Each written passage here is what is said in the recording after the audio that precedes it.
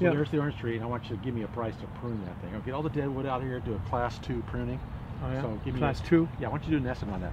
So I've given Ed a little assignment here to give me an estimate on how to prune this orange tree. We're in Orange County after all, so we picked an old orange tree out in the grove here. Ed's going to show me exactly how he does this estimating on his process. Head Harvester Bill Arbin here from the West Coast. Head Harvester Ed LaFlamme from the East Coast, and believe me, I don't know how to prune an orange tree.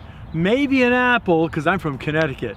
Bill's the one who has the oranges here from California. And orange, you glad you're here. Oh no. Bada boom. Yes. But we're really here to talk about estimating, right? We are. Yeah. And I've noticed in the last 3 to 6 months, especially some of the new clients I've been with, they've been very inaccurate on their estimating. And this really, you know what happens when that occurs? Inconsistent pricing, especially if they're not tracking and keeping track of those estimates, you know, in some type of a form or a computer system at least.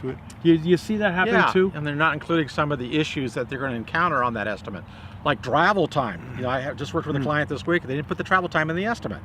If you're pruning a big tree or you need specialized equipment, what kind of trucks do you need? You're going to need dump fees, what kind of supervision's needed, et cetera, et cetera. Also, as you mentioned, estimates are not saved. They're just given a number, so like a unit price, which includes labor and materials, but doesn't show the hours needed to do that. So it's hard to go back and compare actual hours spent on the job versus estimated hours. The estimated hours are not given. Yeah, and sometimes I notice some companies, when they do estimates, just like you just said, they don't have the total hours. Sometimes they have 3 people in a truck, 2 people in a truck, 4 people in a truck, and they always have these unit prices by the truck. Well, how many people are in the truck? Right. You know, and it gets so confusing that way. So folks, I think that it's really important that you test your assumptions, okay? I see many contractors, especially design build contractors, price things by the square foot or linear feet, okay? Now, I remember one case when I went to the superintendent on a job, and I asked him, how much did it cost to put in that tile around the pool? And he said, oh, that's $13.50.